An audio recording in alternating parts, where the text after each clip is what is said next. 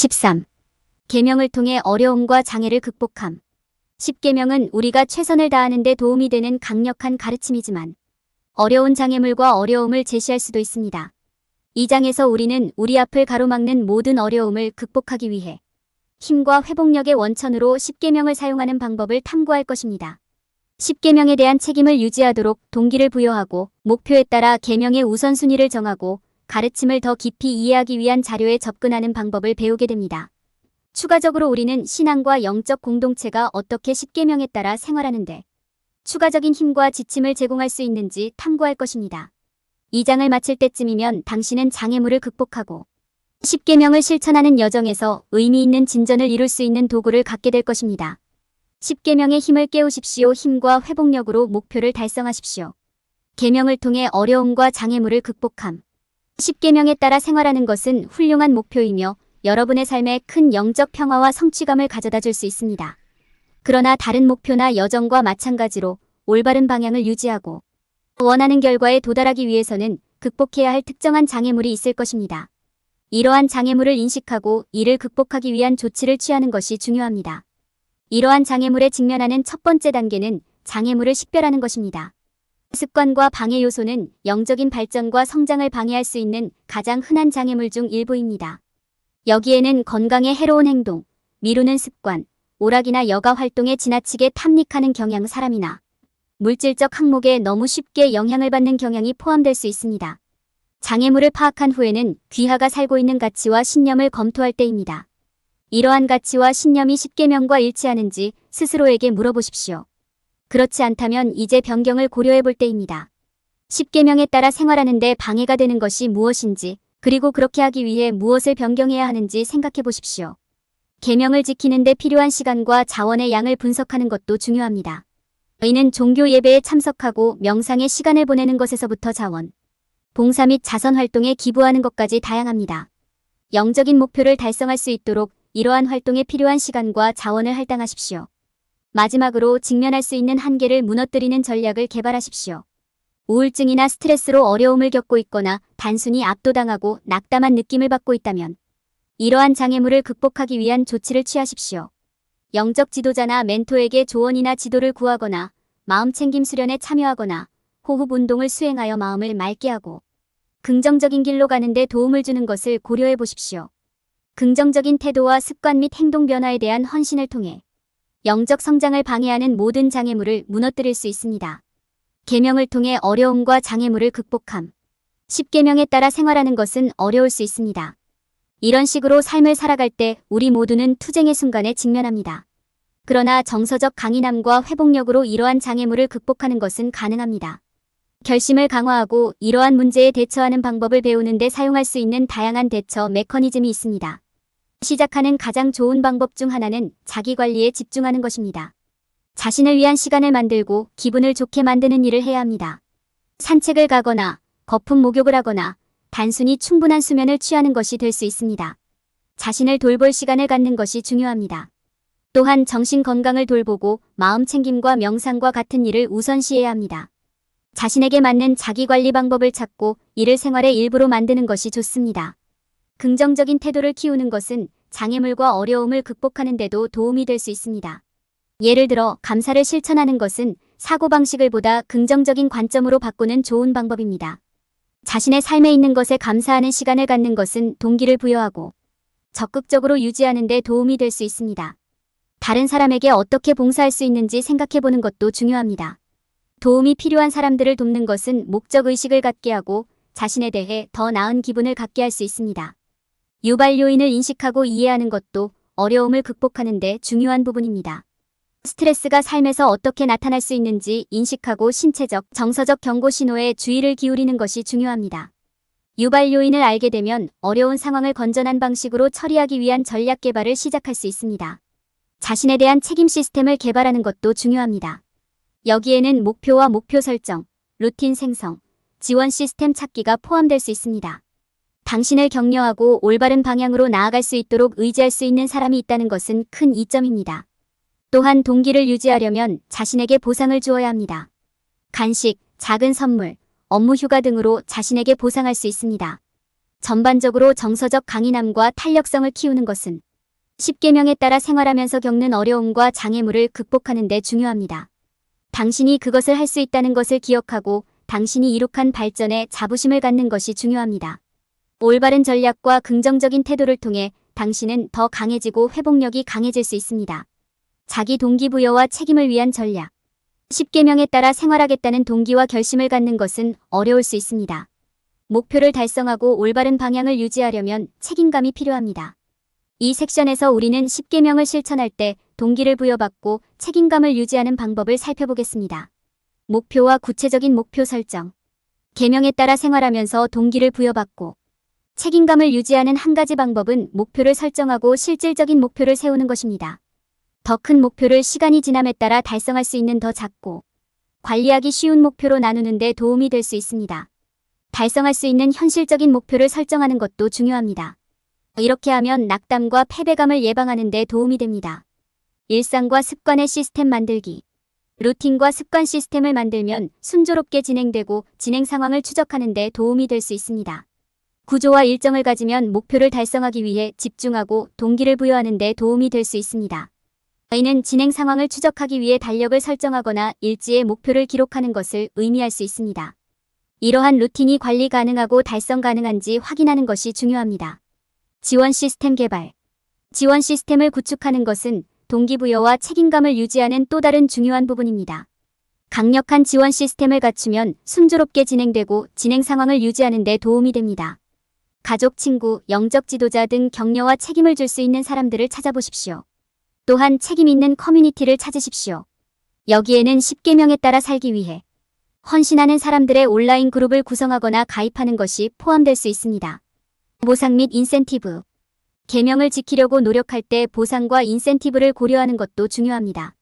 인센티브 기반 목표를 갖는 것은 작은 목표를 달성할 때 동기를 유지하고 성취감을 제공하는 좋은 방법이 될 수 있습니다.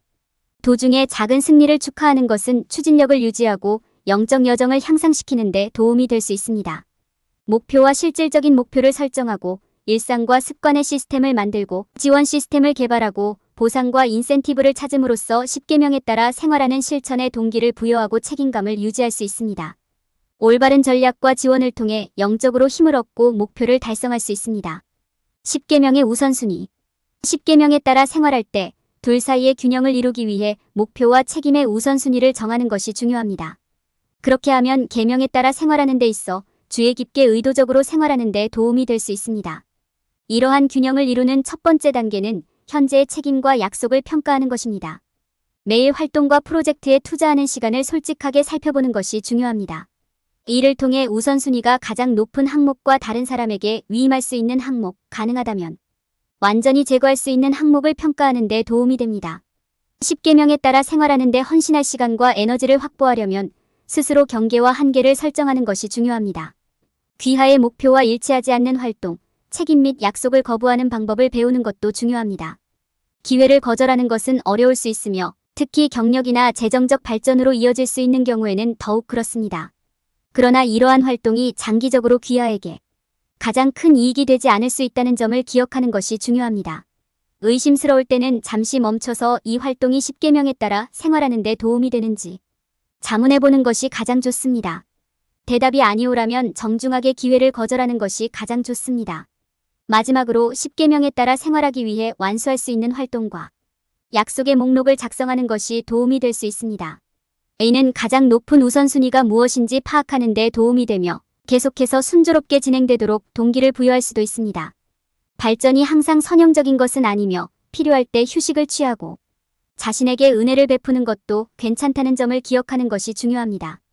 현재 약속을 평가하고 경계를 설정하고 거절하는 방법을 배우면 인생에서 10계명의 우선순위를 정하고 10계명과 다른 활동 사이에 균형을 이룰 수 있습니다. 이 균형을 연습하는 데 시간을 들이면 고대의 법칙에 따라 생활하는 연습에 있어 주의 깊게 의도적인 상태를 유지하는 데 도움이 될 수 있습니다.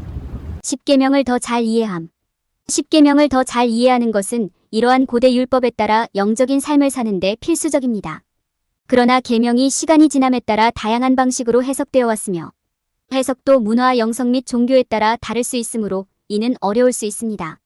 각 계명을 더 잘 이해하려면 각 계명의 영적, 문화적, 역사적 맥락에 대한 통찰력을 얻기 위해 다양한 자료를 탐색하는 것이 중요합니다. 10계명을 더 잘 이해하는 한 가지 좋은 방법은 다양한 정보 출처를 탐색하는 것입니다. 여기에는 계명, 온라인 자료, 종교 및 영적 지도자에 관해 쓰여진 책이 포함될 수 있습니다. 시간을 내어 계명에 대한 다양한 해석을 읽고 계명을 따르는 다양한 문화와 종교를 탐구하는 것은 각 계명을 적절한 환경에서 맥락화하는 데 도움이 될 수 있습니다. 또한 시간을 내어 자기 성찰을 하고 각 계명이 자신의 삶과 독특한 상황에 어떻게 적용될 수 있는지 검토하는 것은 매우 유용할 수 있습니다. 10계명이 현재 현대 생활에 어떻게 적용되고 있는지에 대한 실제 사례를 고려하는 것도 도움이 됩니다. 개인적, 영적 성장을 위한 도구로 계명을 성공적으로 사용할 수 있었던 사람들의 이야기를 조사하고 읽으면 귀중한 통찰력을 얻고 독자가 계명을 더 잘 이해하는 데 도움이 될 수 있습니다. 계명이 일상생활과 결정에서 어떻게 사용될 수 있는지 이해하는 것은 독자들이 계명을 자신의 삶에서 더욱 필수적인 부분으로 만들 수 있는 방법을 이해하는 데 도움이 됩니다. 궁극적으로 10계명을 더 잘 이해하려면 개별화된 접근 방식이 필요합니다. 자신의 개인적인 상황에 비추어 다양한 자료를 탐색하고 계명을 숙고하는 시간을 갖는 것이 필수적입니다.